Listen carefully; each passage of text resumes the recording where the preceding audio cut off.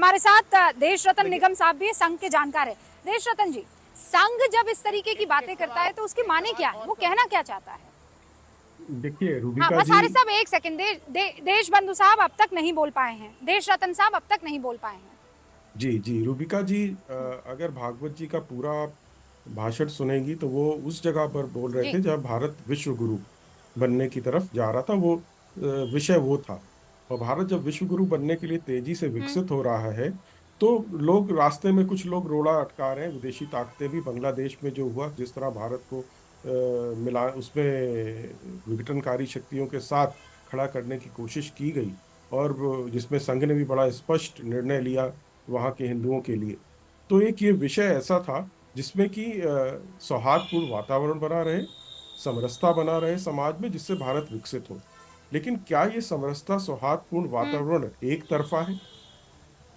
उन्होंने उस भाषण में ये भी कहा कि कुछ विदेशी समूह आए कट्टरता लेके, जो चाहते हैं कि पुराना शासन फिर से स्थापित हो, मुगलई शासन। तो वो इस तरफ भी इशारा कर रहे थे। तो सौहार्दपूर्ण वातावरण दो तरफा होता है, दोनों को हाथ मिलाना होता है। और दूसरा, सबसे बड़ी बात मैं ये कहना चाहूंगा, हाँ। हमारी सभ्यता, संस्कृति, समाज, पंथ, धर्म सत्य पर आधारित है। सत्य से आप मुंह मोड़ेंगे तो सत्य के निकलने के अपने रास्ते होते हैं, वो निकल के हम्म। जरूर आता है। लोग जो सत्य से भाग रहे हैं, क्या उनको लगता है कि उनकी नींव मजबूत है?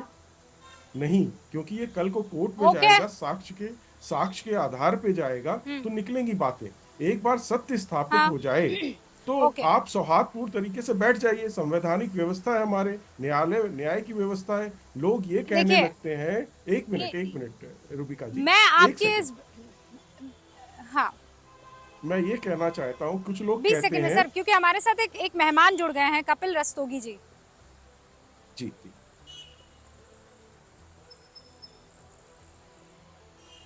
कपिल रस्तोगी जो है 1978 के दंगों के पीड़ित हैं। ये उस इलाके से ताल्लुक रखते हैं, अजीज खान साहब आपके लिए खास तौर पर, जहां पर हिंदू आबादी अब है ही नहीं और जहां से ये मंदिर और कुएं और बावड़ियां मिल रही हैं। कपिल रस्तोगी जी, आप कहाँ रहा जी करते थे, पहले जल्दी से ये बता दीजिए, और वहां से क्यों रूबिका चले जी, गए? मतलब मोहल्ला कोटपुर भी एरिया में रहा करता था, चक्की के पट के पीछे। हाँ, और तो जो वहां से क्यों चले गए आप लोग? यहाँ से हमें प्लान करना पड़ा क्योंकि हमें धमकियां वगैरह मिलती थी। 1978 में मेरे दादाजी दुकान पर बैठे हुए थे, दुकान पर उनके 709 चाकू मार के उनका कत्ल करा गया था। और दुकान के सामने ही एक कुआं हुआ करता था, उस कुएं में उनकी लाश डाल दी गई थी।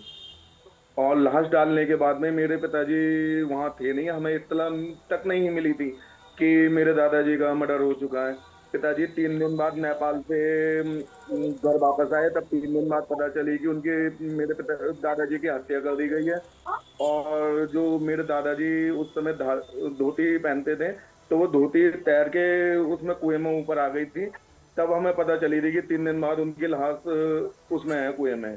तब उनकी लाश निकाली, तब पोस्टमार्टम हुआ उसका, जिसमें 309 चाकू उनके लगे हुए थे और 3-3 इंच के गहरे जख्म थे उनके। और उसके बाद में फिर हमें मुकदमे जब और हमने उसके करा बाद आप हमारे। लोग वहां से जी निकल गए, मतलब उसके बाद फिर आप जी वापस जी कभी लौट कर नहीं गए? जी। उसके बाद में कभी वापस नहीं लौटे।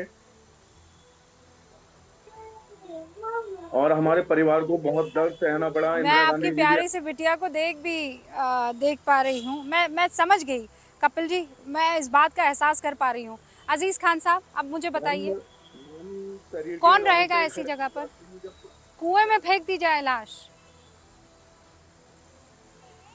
देखिए देखिए रूबिका जी, जो कुछ हादसा कपिल रस्तोगी जी के दादा के साथ हुआ, निश्चित तौर पे बहुत ही निंदनीय है और बहुत गलत हुआ, इसमें कोई दो राय नहीं है। और जब इस तरीके के हालात पैदा होते हैं तो निश्चित तौर पे बहुत बहुत ही कठिन वक्त होता है। एक बात, अभी मैं देश रतन जी की बात को सुन रहा था, उन्होंने कहा कि साहब मोहन भागवत जी विश्व गुरु कैसे बने देश, उसके लिए वो चर्चा कर रहे थे और तमाम बातें। तो ये सच्चाई है कि अजीज एक साहब, तरफ तो आप कह रहे हैं साहब देश विश्व गुरु बनने जा अजीज रहा साहब, है, हम मुझे 5 मुझे कहा ट्रिलियन जा रहा है डॉलर कि इकोनॉमी वक्त खत्म हो गया प्लीज। है। कई बार ऐसा लगता है कि मैं माफी चाहती हूँ, क्या करूँ सर, वक्त इतनी इजाजत दे रहा है। अभी तो ये बहस लंबी चलने वाली है, ऐसा तो है नहीं कि रातों रात सब खत्म हो जाएगा और सब मान जाएंगे और आप यकीन कर लेंगे कि नहीं यार, हमें जो है लोगों की मदद करनी है और हिंदुओं के जो आस्था है, जो परंपरा है, जो आक्रांता उन्हें खत्म कर दी थी, उसे वापस कर देना है। तो बहस लंबी चलेगी। बहुत बहुत शुक्रिया आप सभी का। देखते रहिए न्यूज़ 18 इंडिया।